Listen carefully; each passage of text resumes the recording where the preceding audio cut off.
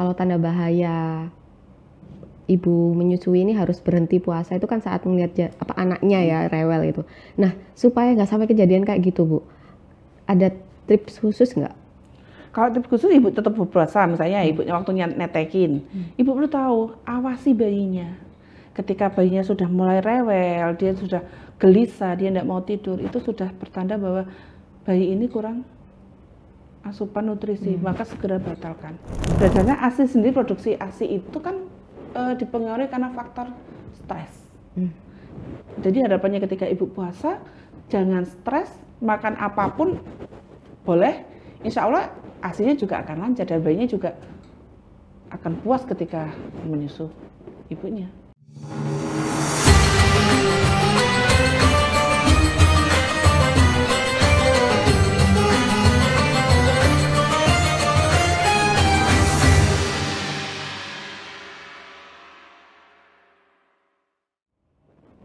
Assalamualaikum warahmatullahi wabarakatuh. Jumpa dengan saya Sulfi Sofiana dalam podcast Ramadan, Islam dan Wanita. Setelah sebelumnya bersama saya membahas topik khusus tentang ibu hamil, dan sekarang kita akan membahas tentang topik bagaimana ibu menyusui bisa sukses berpuasa selama Ramadan. Nah, kali ini kita kedatangan lagi narasumber spesial kita, yaitu Ibu Rahma Ika Sukarsih, Sarjana Sains Terapan, Magister Kesehatan, dosen Universitas Muhammadiyah Surabaya.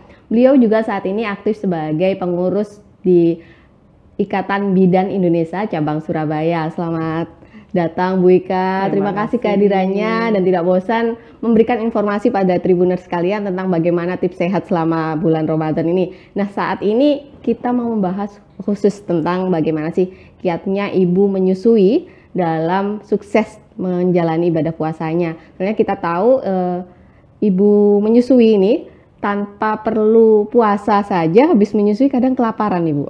Nah, bagaimana sih ibu-ibu menyusui ini menghadapi tantangannya di saat bulan puasa sendiri? Mungkin nanti Bu Ika bisa menjelaskan ya, Bu ya.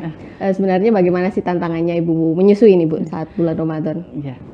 Nah, memang untuk pada bulan Ramadan ini memang kalau untuk ibu menyusui itu memang penuh dengan tantangan yang memang harus disiapkan secara baik fisik maupun mental. Kadang-kadang kita saja yang jam-jam 10 itu kan sudah mulai gitu ya, sudah mulai kelaparan. Apalagi ibu hamil yang setelah anaknya atau bayinya itu minta nenen, itu sudah lapar lagi. Jadi memang harus ada persiapan baik secara fisik dan mental ketika dalam Ramadan ini dalam masa menyusui. Tapi sebenarnya hukumnya bagaimana, Bu, untuk ibu menyusui? Apa ada keringanan tersendiri? Untuk ibu menyusui memang tidak ada kewajiban yang pasti ya, Mbak ya, secara agama bahwa ibu menyusui harus berpuasa. Tidak. Ketika ibunya memang tidak sanggup untuk berpuasa, tentunya dia bisa membayar fidyah. Tetapi ketika ibunya sanggup, anak saya bisa dicoba untuk dilatih, diajak berpuasa, bisa dilakukan itu. Tapi ada perkiraan nggak seorang anak ini aman diajak puasa gitu? Tidak ada. Biasanya kalau masih bayi terutama ya, Mbak ya, terbayi masih 0-1 tahun di mana dia masih eksklusif 0-6 bulan. Nah, itu kalau bisa ibu-ibu hamil, ibu menyusui tidaklah berpuasa. Kenapa? Karena asupan utama adalah ASI, dan kalau ibunya berpuasa tentunya di jam-jam tertentu akan mengalami penurunan ya, nutrisi yang diberikan ke bayi. Jadi bayinya juga akan rewel munculnya. Ngomongin asupan nutrisi berarti ada konsumsi khusus nih buat ibu menyusui? Atau gimana? Kalau saat hamil kan kita bahasnya bagaimana asupan ini terpenuhi untuk janin ya, masih di sini. Kalau saat menyusui gimana, Bu? Sebenarnya untuk asupan tuh ya sama saja sih, cuman memang porsinya. Kalau kita tidak berpuasa itu kan memang habis menetei adalah rasa lapar, kita bisa makan. Nah, ini yang harus di stop gitu kan.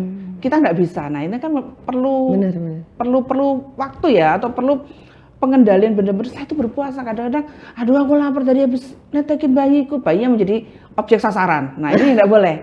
Bahwa ya memang kita harus sadari sendiri bahwa Ramadan itu bulan penuh berkah, di mana kita itu menjalankan ibadah, menetei pun, menyusui pun juga ibadah. Jadi kita harus paham, kalau misalnya kita memang ini harus ya sudah, saya ibadah, dapat pahala, bahwa memang saya menetei harus kuat. Nah, tapi sentralnya itu sentral untuk pengawasan itu bukan pada ibunya, tapi justru pada bayinya. Ketika bayinya sudah, ini pengalaman saja ya Mbak Sulfi ya, ketika saya menyusui, saya coba berpuasa. Ketika saya berpuasa, ASI itu banyak sekali kan ketika kita pakai ASI murni ya, tanpa sulfur ya. Itu kan produksinya melimpah ruah, ketika habis ditetein, keluar lagi, lapar kita makan itu kan. Karena memang kayak menetek itu kan transformasinya, transfernya dari makannya kita makan ke bayi kita.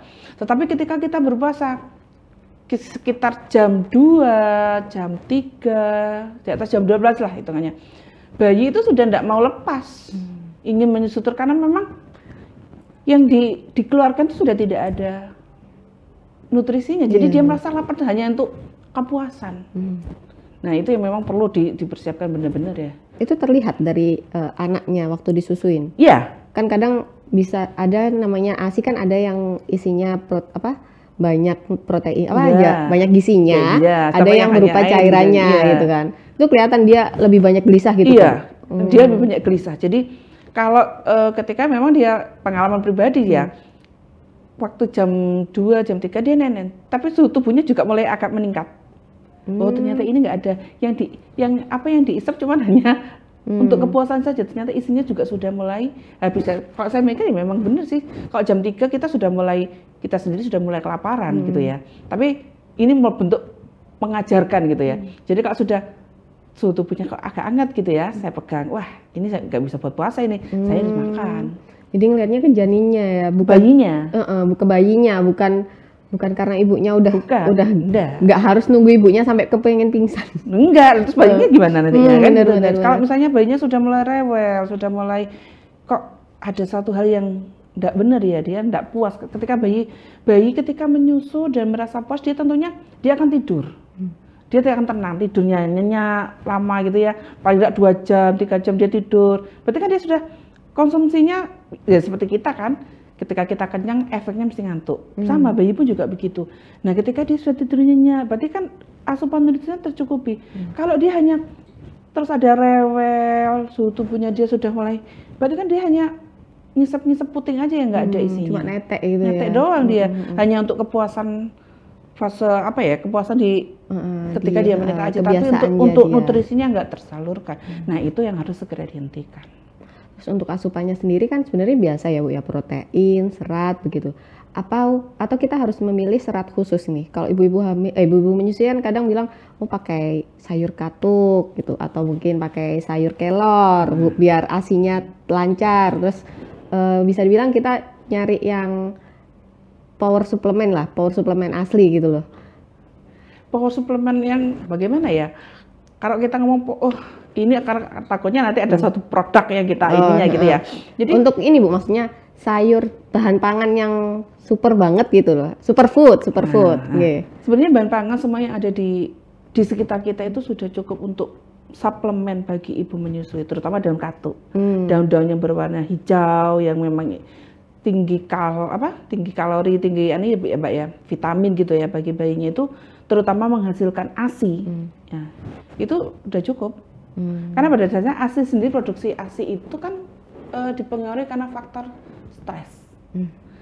Jadi harapannya ketika ibu puasa jangan stres, makan apapun boleh, insya Allah ASINya juga akan lancar dan bayinya juga akan puas ketika menyusu ibunya. Oke. Berarti untuk konsumsi harus dipastikan ada sayuran hijau nih Bu? Iya, betul. Kalau untuk proteinnya juga harus dilipat gandakan atau gimana? Betul, harus dilipat gandakan karena memang kita ibu-ibu yang menyusui itu bukan hanya untuk diri kita sendiri, tapi juga ada bayi yang harus menjadi kita menjadi sumber makanan bagi mereka gitu ya, menjadi sarana untuk sumber makanan bagi mereka. Tentunya kita juga harus mengkonsumsi makanan-makanan yang memang dia bergizi. Nggak harus mahal tentunya. Yang bisa ditemukan ya Bu ya, yang gampang ditemukan. Terus untuk biar terhindar asupan airnya gimana Bu? Asupan air tentunya harus lebih banyak.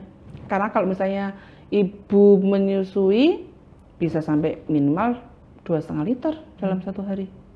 Untuk dirinya sendiri mau untuk bayinya. Jadi harusnya minimal lebih banyak.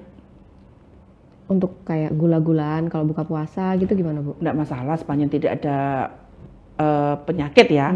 Nah, kalau ada penyakit otomatis kan, nah itu yang harus dikurangi. Kalau untuk air otomatis lebih banyak.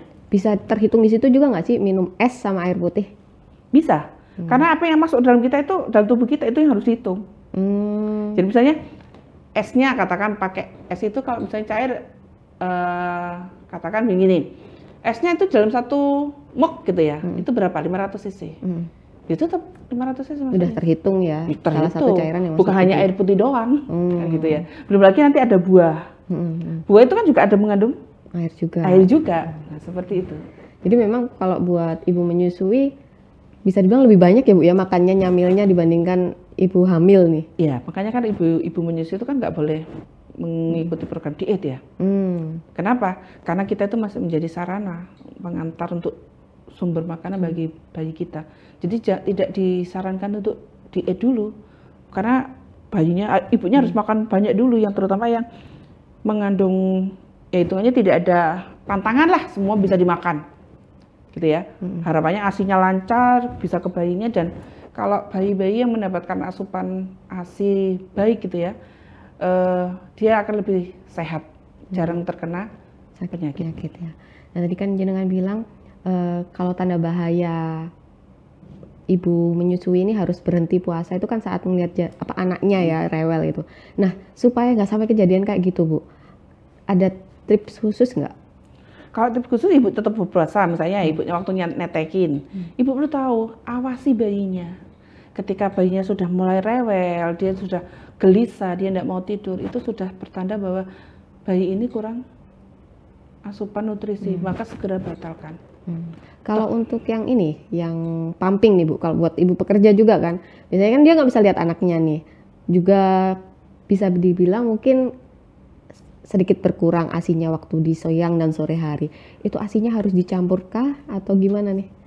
Kalau untuk penyimpanan ASI kan mesti ada ininya ya, ada kita pakai pumping sendiri tempatnya gitu ya. Biasanya yang dipakai dulu adalah yang dipumping lebih awal. Mau dicampur dalam hari itu enggak apa-apa, cuman memang penyimpanannya aja yang memang harus benar.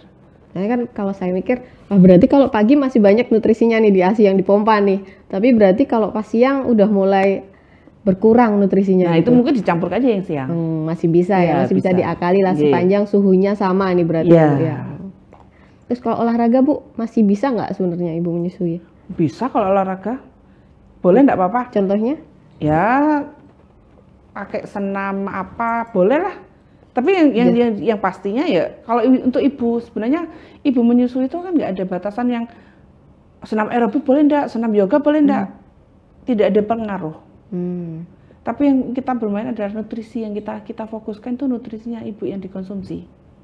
Harapannya apa? ASI-nya itu keluarnya banyak. Dengan dia badannya fit gitu ya Bu? Iya, itu aja. Jadi tergantung pembiasaan ibunya, biasanya olahraga apa, diteruskan sepanjang memang dirasa mampu. Iya, seperti itu. Terus untuk persiapan mentalnya nih buat ibu-ibu menyusui, apa yang harus disiapkan Ibu? Kalau anaknya kan masih kecil kan, apa perlu distimulasi juga? Nah ini mau puasa nanti tahan juga ya gitu. Nah sebenarnya ibu-ibu itu ya memang harus lebih sabar gitu ya, bahwa ini kita itu sedang berpuasa, itu sedang ibadah gitu ya.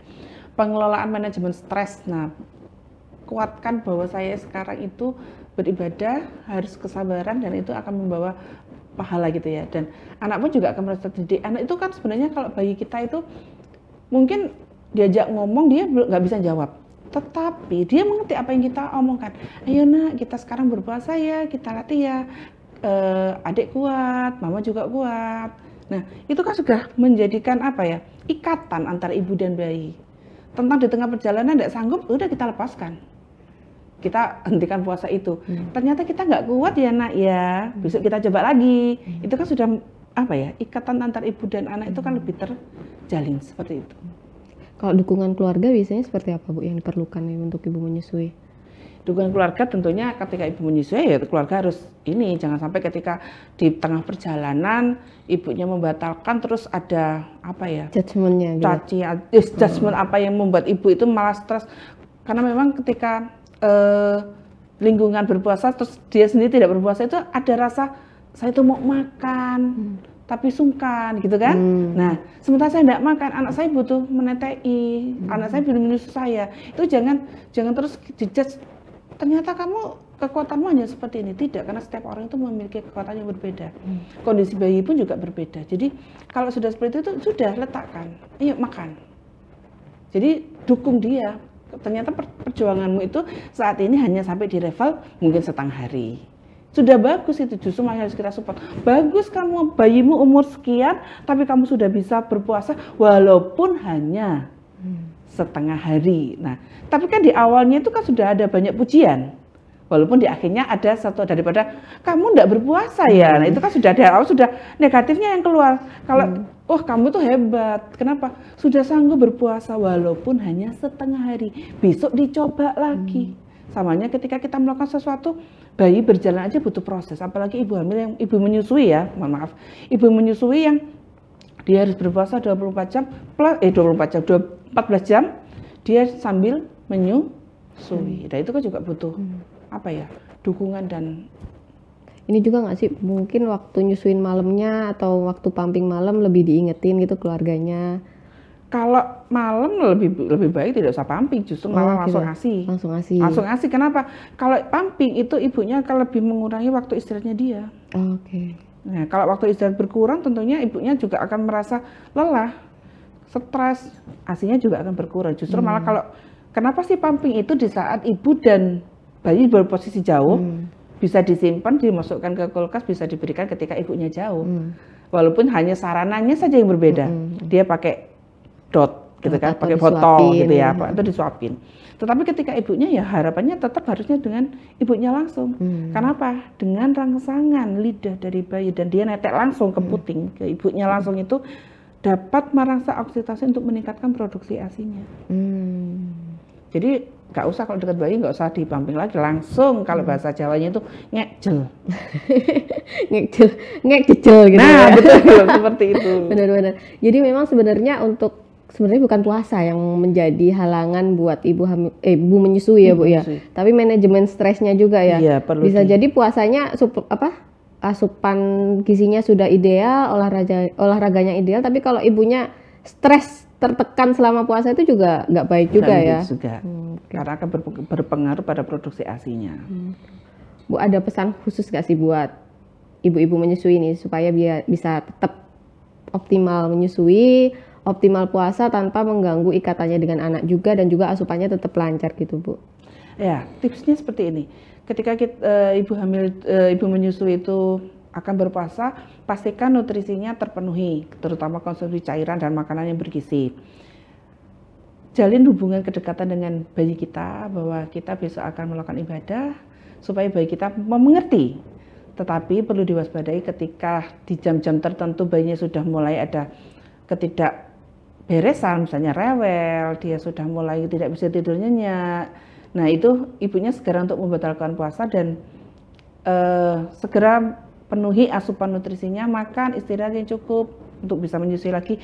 Besok kita coba lagi, ibaratnya seperti kita bermain gambling gitu ya. Kalau hari ini gagal, mungkin hari ini saya belum beruntung, mungkin besok saya akan bisa beruntung, bisa sampai full 1 hari berpuasa. Terus pesannya buat ibu-ibu yang mungkin punya halangan untuk untuk puasa gitu Bu, apa sih supportnya nih Bu? Jangan kecil hati, mungkin saat ini kita masih memang belum ya Bu ya untuk berpuasa, tapi insya Allah percayakan pada diri sendiri bahwa suatu saat nanti ibu akan bisa melakukan puasa sambil menyusui, seperti itu. Oke. Terima kasih sekali ya Bu ya, wawasan motivasinya pada para Tribuners sekalian. Jika di keluarga ada ibu menyusui, harus tetap menjadi support system, karena menyusui ini bukan hanya asal asupan gizi aja ya Bu ya, dukungan emosional dan psikis juga dibutuhkan dari keluarga. Sekian Tribuners podcast kita di Ramadan Islam dan Wanita kali ini. Terima kasih Bu Ika atas waktunya. Semoga lain waktu kita bisa memberikan informasi yang lebih bermanfaat dan bermanfaat sekalian untuk Tribuners. Demikian, jumpa lagi pada tema selanjutnya. Terima kasih. Wassalamualaikum warahmatullahi wabarakatuh.